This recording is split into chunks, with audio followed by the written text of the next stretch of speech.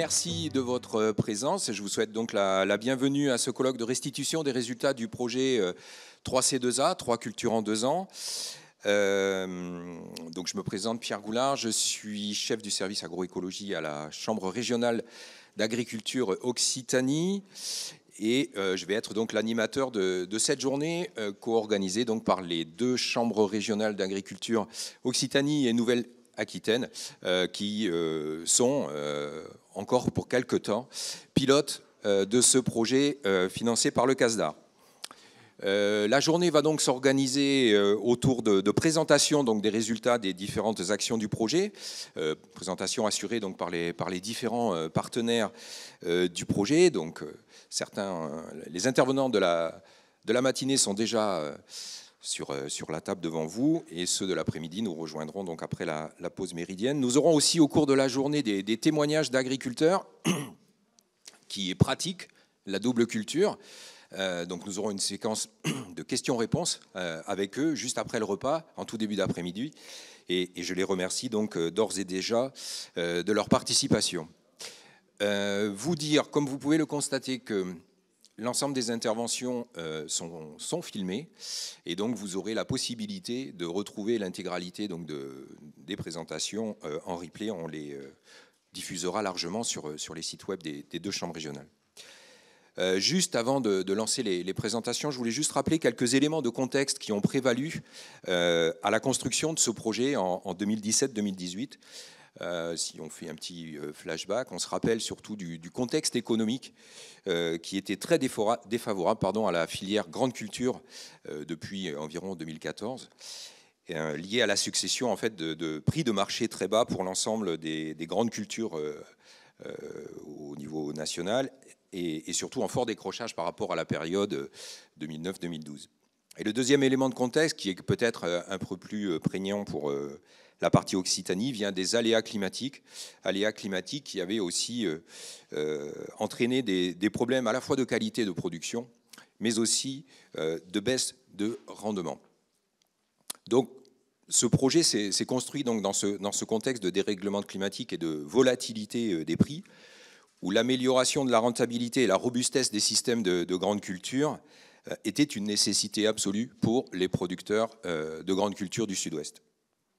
Donc le projet se positionnait vraiment dans une démarche à la fois d'intensification économique des systèmes de culture, mais aussi d'intensification écologique, en recherchant à maximiser la couverture des sols à des périodes où ils seraient nus et potentiellement sujets soit à la dégradation, soit à la perte d'éléments nutritifs.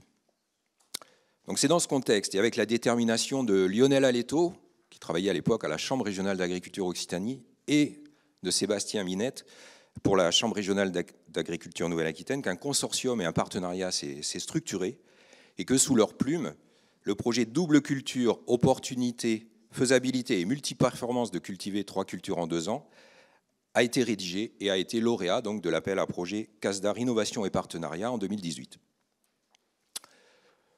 Donc Lionel Aletto, qui a aujourd'hui rejoint l'INRAE, s'excuse de ne pas pouvoir être parmi nous aujourd'hui, mais je vais donc laisser la parole à son alter ego sur le projet, Sébastien Minette, accompagné de Nicolas Ferrand, pour la première présentation de cette journée, et nous rappeler les objectifs du projet et les différents dispositifs d'acquisition de référence.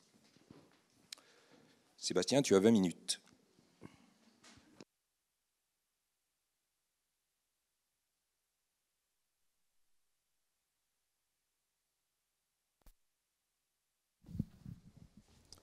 Eh bien, bonjour à tous.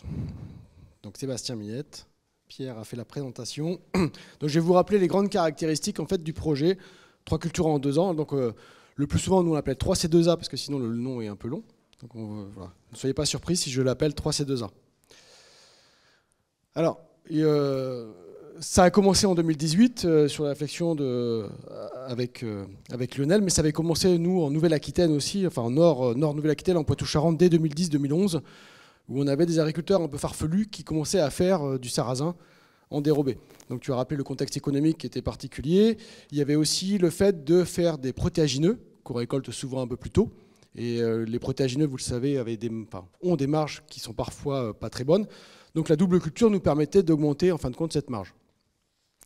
Et la grosse question qu'on se posait, voilà, est-il possible de cultiver 3 cultures en 2 ans? C'est-à-dire de transformer une culture, un couvert végétal en culture récoltable. Donc juste pour vous rappeler, mais vous le savez bien, les cultures qu'on va viser nous, les dérobés graines, c'est par exemple, après un blé, une orge ou un pois, de mettre une culture. Donc on va revoir après, tout au long de la journée, tout ce qu'on peut mettre, donc tournesol, soja, sarrasin, sorgho, mais de mettre une dérobée qu'on va pouvoir, qui va avoir un cycle assez court et qu'on va pouvoir récolter, avant une culture d'hiver ou de printemps. Alors, beaucoup de questions se sont posées à nous, donc je vous les remets là en vert, c'est quelles espèces sont possibles, quelle conduite culturelle, quelle faisabilité réussite, les intérêts environnementaux, c'est-à-dire que les couverts végétaux, c'était quand même au départ pour un intérêt environnemental fort qui était la qualité de l'eau, donc il ne fallait pas quand même dégrader cet intérêt-là. Quel intérêt économique pour l'agriculteur ou la structure qui l'accompagne? Quid du changement climatique? Est-ce que notre pratique, d'ici 20 ans, 30 ans, sera toujours opérationnelle? Et voilà. Enfin, de répondre à la question, c'est opportunité ou utopie. Alors, vous verrez que la réponse n'est pas toujours facile à trancher. Alors, ce projet, il consistait à expérimenter différentes possibilités de double culture. Donc là, aujourd'hui, on va principalement vous présenter les cultures dérobées, mais il y a eu aussi des essais sur ce qu'on appelle le relais cropping.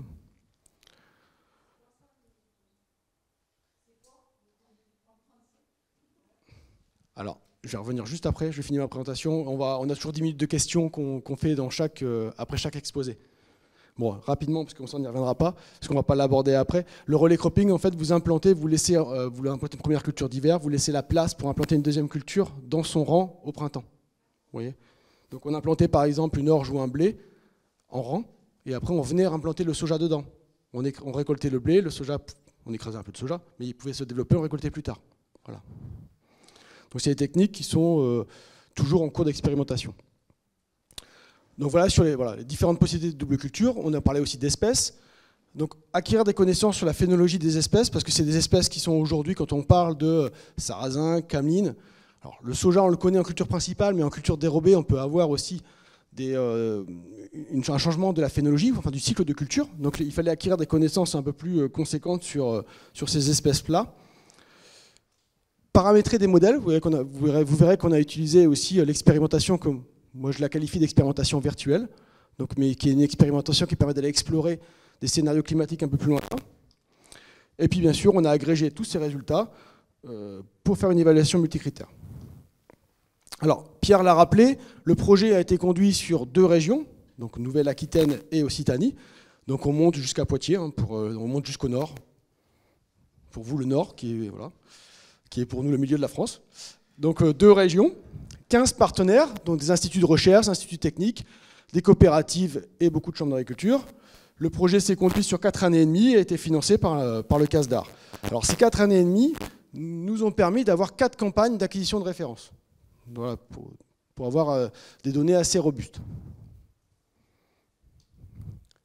Alors, juste pour vous décrire le projet, ce sera la seule partie un peu moins technique, hein, mais c'est intéressant que vous compreniez quand même comment s'est déroulé le projet. Donc on avait 5 actions complémentaires, un réseau de parcelles que nous on appelait parcelles suivies chez des agriculteurs.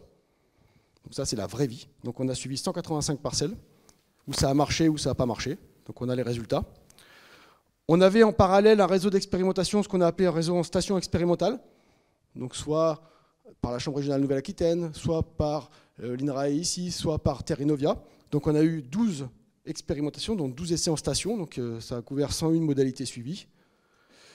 On a fait de la modélisation, donc ça c'est principalement l'INRAE à Haussville. Donc voilà, 4000, autour de 5000 simulations réalisées. Et d'ailleurs, on a fait l'évaluation technico-économique. Donc ça, c'est les différentes actions. Vous voyez ces 5 actions-là. Et bien sûr, aujourd'hui en fait partie, une action de transfert et de communication. Bon, on va faire ça à double voix, que ça soit moins monotone.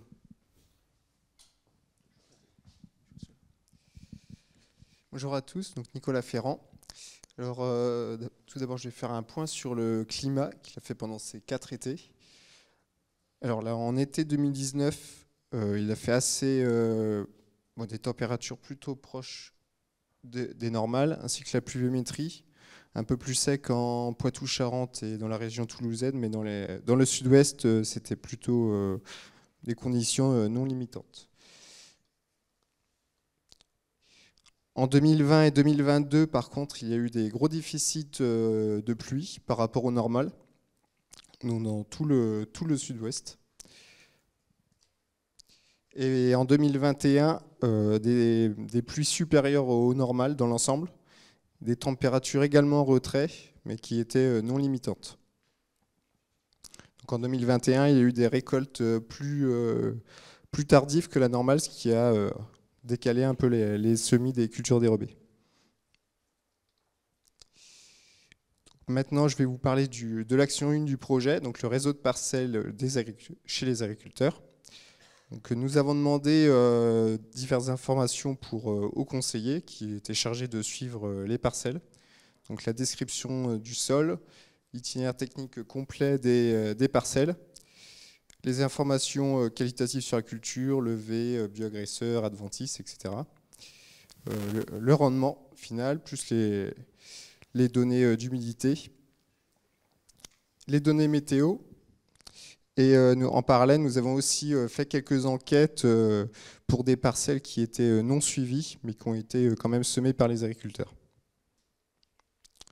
Et chaque année, il y avait une analyse annuelle de chaque parcelle et un envoi au conseiller et à l'agriculteur une fiche récapitulative.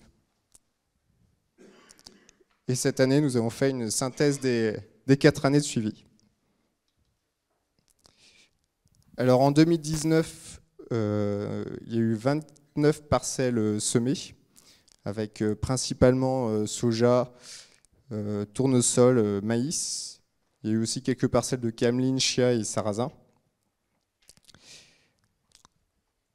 En 2020, le maïs a disparu. Enfin, il n'a pas été semé par les agriculteurs.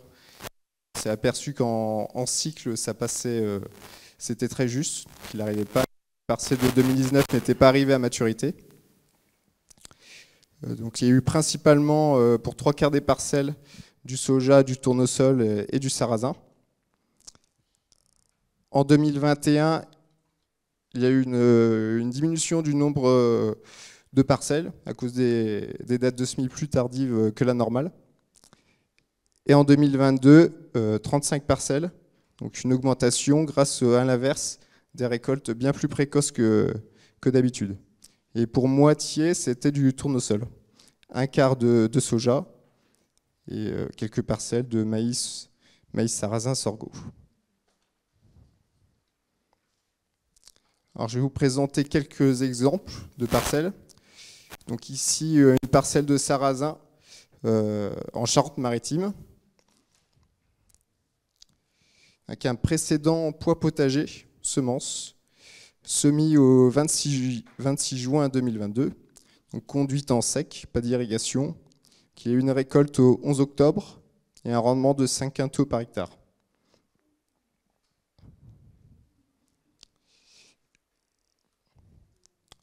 Ensuite, une parcelle de tournesol dans le Gers. On voit les photos à différents stades. Un précédent colza semence. Donc le colza semence, il a la particularité d'être fauché et endainé, donc avant maturité, ce qui permet une récolte très précoce. Donc là, le semis du tournesol s'est fait le 10 juin. Une conduite irriguée, 135 mm d'irrigation, ce qui a ajouté aux pluies 65 mm. Donc au total, il y a eu au moins 200 mm d'eau, ce qui est suffisant pour le tournesol. Une fertilisation de 46 unités, récolte au 15 octobre, et donc un très bon rendement de 20 quintaux par hectare.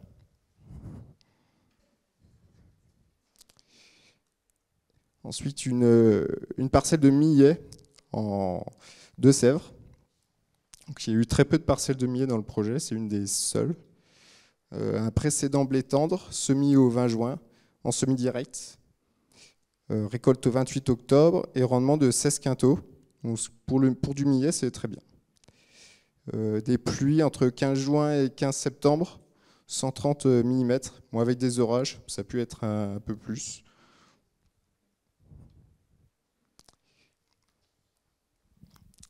Alors, sur l'ensemble des 4 années du projet, il y a eu 145 modalités semées. Donc, sur ce graphique, on voit le nombre de modalités semées pour chaque culture et celles récoltées. Donc, en bleu, les semées et récoltées en rouge. Et les ensilages, c'est soit des fourrages, soit des cives, des cultures intermédiaires à vocation énergétique. Pour le soja et le tournesol, il y a eu quasiment les 3/4 des modalités récoltées. Oui, j'appelle modalités toutes.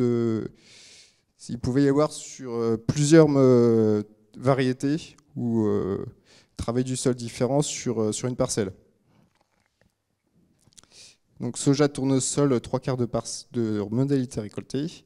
Pour la cameline, la moitié. Et pareil pour le sarrasin.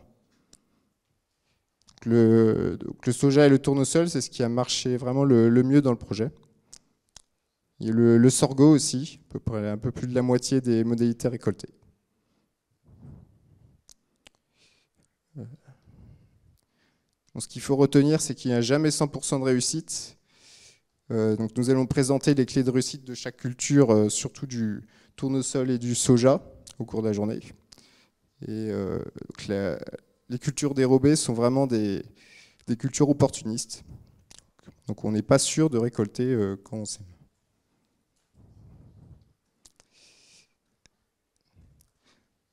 Alors, je vais parler de plus spécifiquement de 2022. Donc dans ce tableau, on voit le nombre de modalités pour chaque culture. Donc principalement du tournesol, 14. Et le rendement qu'il y a eu en fonction de la quantité d'eau que la parcelle a reçue. Donc cumulé, irrigation et précipitation. Donc avec moins de 150 mm, le tournesol a fait entre 3 et 8 quintaux par hectare. Le sarrasin 4 et le millet, il a fait 16 quintaux. Et avec plus de 150 mm, donc le tournesol entre 13 et 26, le soja entre 15 et 30. À noter qu'il n'y avait pas de soja récolté avec moins de 150 mm d'eau. Le maïs grain, 49 quintaux. Le maïs doux, 14 tonnes. Et le sorgho, 50 quintaux. Bon, il y avait une seule parcelle de sorgho. Et le maïs doux est un peu particulier. C'est une culture qui ne se récolte pas complètement sèche, donc il y a un cycle très court. Et qui est cultivé surtout dans les Pyrénées-Atlantiques. Sur les 35 modalités semées, il y en a eu 26 récoltées, dont 18 qui ont été travaillées, et 7 en semi-direct. Et sur ces 27 récoltées, il y en a eu 19 irriguées. Ensuite, sur les 9 modalités non récoltées, donc toutes s'étaient presque pas développées. Donc elles n'avaient pas reçu d'irrigation. Certaines années, on a eu des cas de maturité non atteinte, notamment en 2019 et 2021, où il y avait eu des semis plutôt tardifs, et aussi des conditions plutôt humides à l'automne, et parfois des récoltes impossibles, soit parce qu'il y avait la culture était arrivée à maturité, mais il n'y a pas eu de bonnes conditions pour récolter, soit il y avait trop d'adventices dans la parcelle. Je vais redonner la parole à Sébastien. Merci Nicolas. Donc Nicolas vous a présenté en fait l'action 1, donc un extrait des résultats de l'action 1, donc ce suivi de parcelles. Vous voyez déjà que le facteur limitant, il y a certains facteurs limitants qui apparaissent, en particulier l'accès à l'eau. L'action 2, je vous ai dit, c'est plutôt des réseaux, enfin c'était des expérimentations en micro-parcelles, en station expérimentale. Et le but a été de tester d'autres espèces, voire d'autres variétés, que ceux qui avaient été mises chez les agriculteurs. Et c'était d'acquérir d'autres, bien sûr, des références supplémentaires. C'est là où on a observé les cycles des cultures, date de levée, floraison, leur précocité, voir si le cycle enfin, si on a des dates de récolte qui n'étaient pas trop tardives, parce qu'en fait, nous, on veut de l'eau au début pour que ça pousse, et on veut plus d'eau à la fin pour récolter. On est un peu à contre-saison, vous imaginez bien que le climat est tout le contraire. On voulait voir aussi la tolérance à la sécheresse des différentes espèces, et bien sûr la tolérance aux maladies, aux insectes, parce que dans la plupart des cas, ces cultures sont conduites avec un bas niveau d'intrants. Donc, juste pour vous donner un petit peu la liste des espèces qui ont pu être testées, alors je ne parle même pas des variétés à l'intérieur de ces espèces-là, par exemple la cameline, on a testé 3 variétés, mais dans les crucifères, cameline, radis fourragé, moutarde brune, on avait bien sûr le sarrasin, on a testé 3 variétés aussi, le kia, dans les graminées, toute une petite cortège de graminées, donc allant de l'alpiste à l'avoine de printemps, à cycle très court. On avait toujours en tête aussi de pouvoir récolter des légumineuses à cycle très court, comme le lupin, le lupin de printemps. On a testé du fenugrec, la variété mougli en pois de printemps, qui est une variété extrêmement courte, de la lentille et du soja. Alors, et du quinoa, un peu de tout. Alors, si je prends juste les résultats dont on s'est occupé avec Nicolas dans le nord Nouvelle-Aquitaine, juste pour vous donner un petit aperçu, voilà, déjà ce qui ne passe pas d'un point de vue cycle. Bon, on pouvait s'en douter, mais au moins on l'a retesté pendant 2 ans. On a eu des surprises, le pois de printemps aurait pu passer, mais on a des problèmes de maladie, c'est-à-dire qu'il lui aurait fallu faire 1 voire 2 fongicides. On a testé un soja, alors on a testé le quadruple zéro, donc c'est vraiment le plus précoce du plus précoce, avec le semencier de Leplanck. Et ben en fait, on a su le récolter, mais avec des rendements, des rendements qui étaient pas terribles. Et quand même avec entre 30 et 60 mm d'irrigation. Sachant que sur le nord Nouvelle-Aquitaine, on est sur un contexte, vous l'avez entendu, on entend souvent parler à la télé en ce moment du nord Nouvelle-Aquitaine, on est sur un contexte d'accès à l'eau qui est problématique. Donc chez nous, l'irrigation, voilà, on regarde plutôt des choses qui poussent sans eau. Et donc, si on prend le contexte nord Nouvelle-Aquitaine, voilà, on s'est après orienté sur d'autres cultures à cycle très court, voilà, cameline, sarrasin, alpiste mohamillé, et pourquoi pas certaines variétés de tournesol. On va revenir après sur l'action 2, et on va revenir aussi sur l'action 3 que je vous présente maintenant, qui est la fameuse expérimentation virtuelle par modélisation. Donc le but de cette expérimentation virtuelle, c'était en complément des mesures réalisées sur les essais en station, d'estimer par simulation les bilans azotés, hydriques obtenus sous ces différentes cultures pour voir si on remplissait toujours le rôle agroécologique ou le rôle environnemental de ces couverts végétaux. Grâce aussi au modèle, donc le modèle qui était utilisé était le modèle STIX, mais on va y revenir, on voulait étudier les effets de différents scénarios de changement climatique. Est-ce que dans quelques années, on va pouvoir continuer à faire cette double culture, ou alors on arrête dès maintenant parce que le climat va être complètement défavorable. Donc ça, on y reviendra par la suite. Juste pour vous montrer la complémentarité, vous avez bien ces 3 actions qu'on vient de vous présenter brièvement, qui sont complémentaires, qui nous ont permis derrière de faire l'évaluation multicritères et d'apporter une réponse, oui, non, on y va, ou si oui, avec quelle culture, ou non pour les autres. On a élaboré un certain nombre de préconisations aux clés de la réussite. Alors vous en retrouvez une bonne partie dans le guide qui vous a été remis à l'entrée. Et puis en termes de la 5e action, qui est le transfert communication, qui est une action qui est réalisée dans tout ce genre de projet, vous allez retrouver une grosse partie des résultats, voire la totalité des résultats sur la page du projet sur le site de la Chambre. Donc il y a un site Occitanie, il y a un site aussi en Nouvelle-Aquitaine. Donc chez nous, ça s'appelle la plateforme Rhine. On a réalisé des journées techniques de présentation des résultats, donc une à Haussville en 2020, une à Lusignan en 2020. Il y a eu ces résultats ont été présentés dans différentes conférences.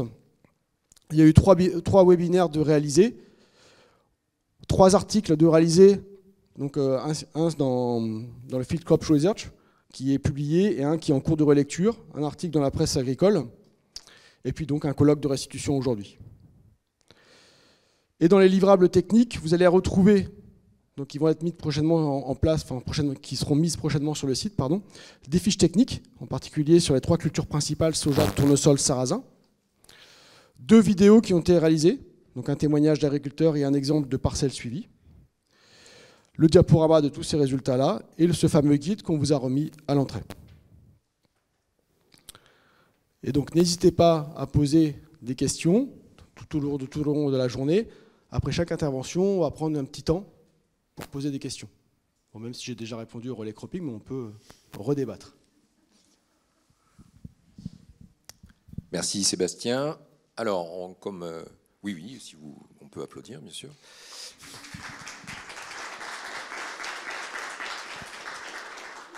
Alors, on prend quelques questions. On a 5 minutes, voilà, pour répondre à quelques questions. Qui veut se lancer? Alors, si vous pouvez vous présenter, voilà, avant de poser votre question. Bonjour, Jean Larino, conseiller spécialisé en agriculture bio à la Chambre du Gers. Voilà, j'aurais aimé savoir si vous avez regardé un petit peu le lien entre les résultats en matière de rendement obtenus, mais aussi les RFU des sols. Parce que tout à l'heure, le collègue a présenté la partie climato, sauf que sur le même territoire, on peut avoir des sols à 60 mm et puis d'autres à 250 mm. Merci. J'essaie de faire une réponse. On a regardé l'accès à l'eau. Alors, on a fait des bilans. On n'a pas regardé réellement la RFU, parce que c'est difficile à appréhender, c'est difficile à apprécier. Donc, réellement, non, on n'a pas été faire une expertise de RFU. On l'a sur les sites en station expérimentale, mais sur les suivis agriculteurs, on n'a pas été expertiser la RFU. On a plutôt regardé l'eau qui était soit apportée par l'irrigation ou soit par les pluies. Donc, ces fameux cumuls d'eau. Il y a eu un bilan, mais c'est plutôt un bilan P-ETP qui est fait au moment du SMI. C'est-à-dire qu'on a regardé si au moment du SMI, les jours précédents avaient permis de recharger en eau ou de déstocker. Mais on n'a pas regardé en tant que tel, on n'a pas fait de corrélation, savoir si c'était des sols entre guillemets superficiels, moyens ou profonds, et la réussite. Et honnêtement, je ne suis pas sûr pour l'avoir fait dans d'autres projets. Souvent on a une grosse patate parce que ça dépend beaucoup des orages ou de l'accès à l'eau. Dès que tu as des sols superficiels mais tu as un accès à l'eau, tu feras des meilleurs rendements que sur des sols profonds où tu n'as pas d'eau. Oui. Oh oui, on est là pour discuter. Juste une remarque. En fait, cette question-là, on peut avoir une incidence très forte de la RFU, notamment sur tous les résultats que vous avez produits en sec. Alors, c'est pas toujours facile à expliquer. Le climat, certes, compte pour beaucoup. Quand on regarde les courbes, c'est surtout la partie la plus atlantique d'Occitanie qui a été favorisée. Et au niveau économique, je pense que ça va être avec de fortes conséquences.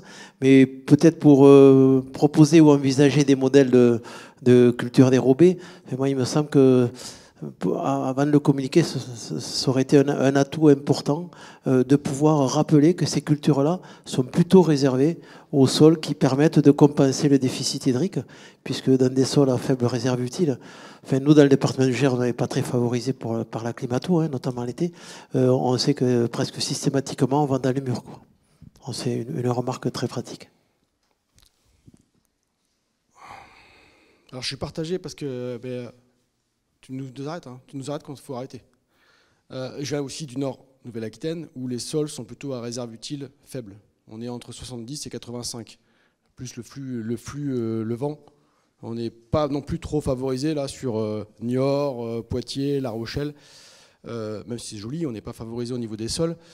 Mais pourtant, depuis 2010, les agriculteurs ont commencé à faire ça. Et on est vraiment sur de l'opportunité. Ça passe ou ça passe pas. L'idée, c'est si ça ne passe pas, de toute façon, on fera un couvert. Alors, on est aussi sur là-haut, une région où on est à 100% direct nitrate, 100% d'obligation.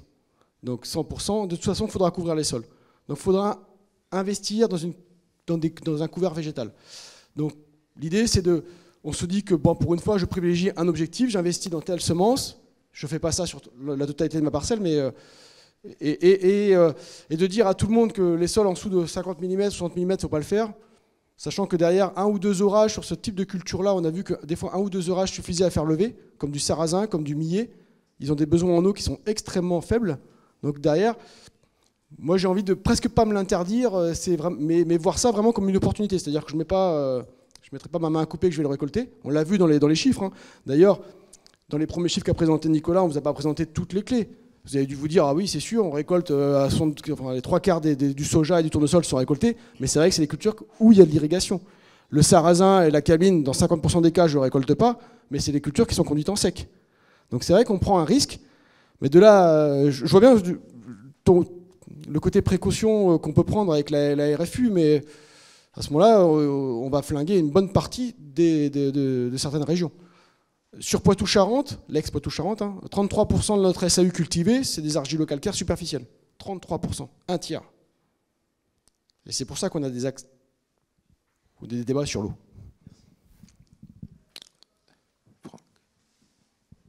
Oui, je voudrais un peu rebondir sur le fait que ce que vous sous-entendez, c'est que finalement, il y a... Ah oui, pardon, excusez-moi, Franck Michel, Chambre régionale d'agriculture de Nouvelle-Aquitaine. Ça sous-entend qu'il faudrait... Enfin, moi, je peux dire que quand il y a des faibles réserves utiles, quel est le rôle de l'irrigation pour les faire lever les couverts? C'est peut-être dans ce sens-là qu'il faut se la poser. Vous savez bien que dans le Nord, il y a un débat là-dessus. Moi, je trouve que c'est peut-être une utilisation plus intelligente de l'eau que de, par exemple, garder des volumes pour faire lever un couvert s'il n'y a pas d'orage. Donc, on est dans l'opportunisme et l'économie. Et du coup, c'est mieux que du maïs grain, quoi. Voilà, donc je voulais nuancer un peu l'idée qu'avec l'irrigation, on peut aussi piloter des filières et des couverts. Voilà. Bon, le sujet sur l'accès à l'eau est lancé. Christelle. N'hésitez pas à parler à Franck, c'est lui qui est en première ligne avec Sainte-Soline. Donc Bonjour, Christelle Carpentier, élue Chambre d'agriculture d'Haute-Garonne. Je voulais savoir si dans votre rapport technico-économique, vous prenez toutes les cultures, c'est-à-dire la culture d'hiver, le rendement qu'il y a eu, tout ça avec les précipitations, le coût d'implantation, etc., plus le dérobé. Parce que moi, quand je vois 5 quintaux de sarrasin, je me dis, je ne me paye même pas la moissonneuse. Donc, ça ne vaut pas le coup d'y aller. Et après, j'imagine, c'est tout en conventionnel, c'est pas en bio, ce que vous avez fait. Alors, les deux. Il y a eu les deux. C'est un projet qui est ni bio ni conventionnel. En majorité, je n'ai pas le total, on pourra revenir maintenant, mais il y a eu des parcelles dans les deux cas. Le coût économique, on va revenir dessus tout à l'heure, il me semble sur certains exemples. Vous allez voir qu'on a commencé à élaborer des graphiques, mais vous en avez quelques-uns aussi dans la brochure, qui permettent de se positionner, c'est-à-dire qu'en fonction du prix de vente, vous avez le rendement qui va vous permettre d'être à zéro, quoi. Donc après, c'est une estimation. Mais c'est sûr que 5 quintaux, vous êtes si on prend les courbes qu'on a établies, 5 quintaux, vous êtes à la limite. Il faut au moins vendre 500 € tonne.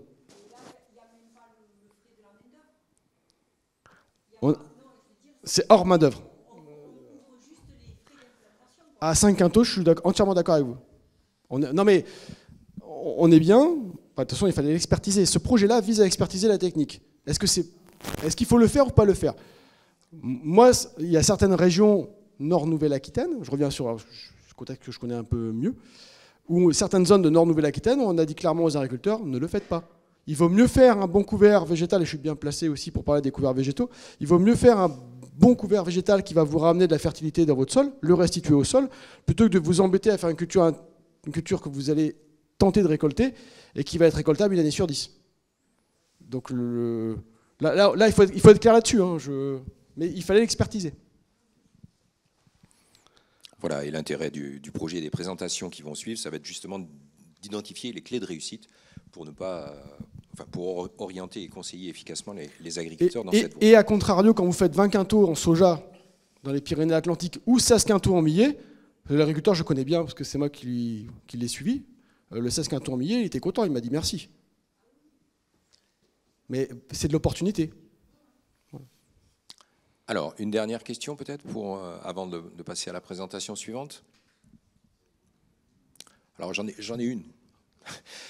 Pour rebondir sur ce que disait Christelle tout à l'heure sur le relais cropping, puisqu'effectivement, à l'origine du projet, les deux techniques avaient été envisagées en matière d'études ou de réflexion. Beaucoup d'éléments du projet se sont appuyés sur les résultats d'agriculteurs. Comment vous percevez l'évolution de cette technique auprès des agriculteurs, voilà. Et cette orientation forte finalement vers la double culture et assez peu vers le relais cropping? Ouais, donc c'est une bonne question. Alors, tu peux appeler des amis, je sais pas. Non, mais je peux, oui. Alors on avait imaginé cette technique-là dès le départ. C'est vrai peut-être qu'elle avait le plus le vent en poupe en 2017-2018. Je crois qu'il y a quelqu'un d'Arvalis, mais donc Arvalis avait rejoint en particulier le projet. Je sais plus. Oui. Alors Wallis avait rejoint le projet au départ parce qu'il y avait aussi des essais en fait relais cropping à Surgères, donc en Charente-Maritime, dans le nord de Nouvelle-Aquitaine. Bon, la personne est partie, donc les essais sont un peu tombés. Donc voilà. Donc il y a une partie des essais, on les a laissés tomber. Il y a des essais qui ont été conduits quand même pas mal ici. Gilles, à l'INRAE d'Oswil, quand même. Alors, on pourra remettre des conclusions, mais la technique, elle est quand même mise un peu de côté parce que délicate à conduire et avec des résultats qui n'étaient pas satisfaisants. Les résultats qu'on a eus, c'est que sur les premières années du projet, 2019-2020, on faisait plus en dérobé, graines, le fait de faire plus sur la culture principale et plus sur la culture dérobée que le relais cropping en tant que tel. Quand on comptait la mise en œuvre et tout ça, il fallait avoir le matériel. On dégradait quand même, vous faisiez un peu moins de rendement avec le relais cropping parce que la culture principale, elle était en rang et pas en plein. On dégradait légèrement, on pouvait dégrader la culture secondaire quand vous récoltiez la culture principale parce qu'elle était déjà implantée. Donc, c'est vrai qu'à terme, on a plus ou moins abandonné le relais cropping. Donc, on a beaucoup moins de résultats sur le relais cropping. Parfait. Et aujourd'hui, je pense qu'on n'entend plus trop parler dans la nature. Ah, j'avais dit que c'était la dernière.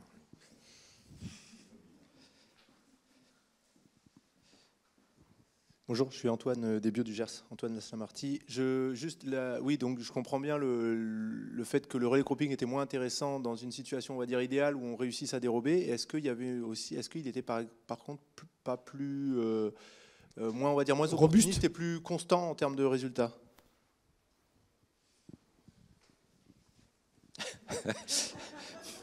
Alors. C'est toi qui l'as plus étudié. Ouais, non, mais c'est bien. Ouais, j'apprécie la passe. Du coup, oui, on a pas mal expérimenté sur Roseville. Est-ce que les résultats sont plus constants? Je suis pas sûr. Je suis pas sûr parce que en fait, il y a un point sensible qui est l'implantation. L'implantation, elle n'est pas forcément toujours bien réussie. Et c'est un peu en lien avec le fait de devoir irriguer, en fait. En fonction des conditions, le blé prend toute la flotte, enfin le blé ou la culture qui est la culture précédente. Et donc on se retrouve avec une difficulté au départ de devoir irriguer le système pour pouvoir bien implanter le soja. Et nous, c'était du soja sur les expérimentations qu'on a réalisées. Et donc, c'est pas forcément constant. Le deuxième point, c'est le choix variétal. Mais bon, on en parlera peut-être un petit peu plus cet après-midi, qui conditionne quand même pas mal les résultats finaux, quoi.